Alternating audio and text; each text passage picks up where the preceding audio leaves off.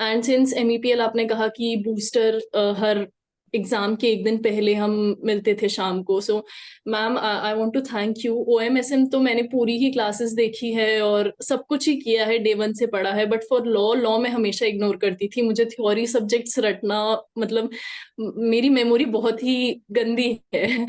तो लॉ जब भी क्लास ली थी ग्रुप 1 की, मैं देख ही नहीं पाई थी किसी की क्लास। सो लॉ मैंने सिर्फ और सिर्फ आपके यूट्यूब लेक्चर से ही पास किया है। इनफैक्ट मैंने एक कमेंट भी किया था, अगर मैं इंटरमीडिएट मेरा निकल जाता है लॉ में, तो मैं फाइनेंस के लिए आपको ही ज्वाइन करूंगी। एंड स्पेशली और सुपर 50 क्वेश्चंस।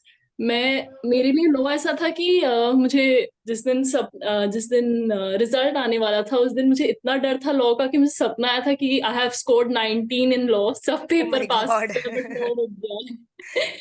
तो आपके बूस्टर सेशंस और आपका वो सुपर 50 स्पेशली जो था, उसके मतलब मेरा लॉ पास करने का reason is only you.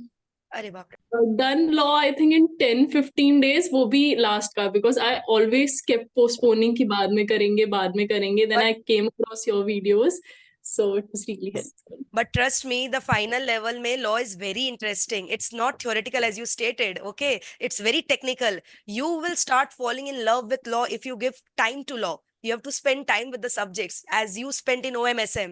You started gradually, having a liking for that paper. So, but you did not spend time with law. You agree? So that might be the reason. But it's really very beautiful. Yes. Yes.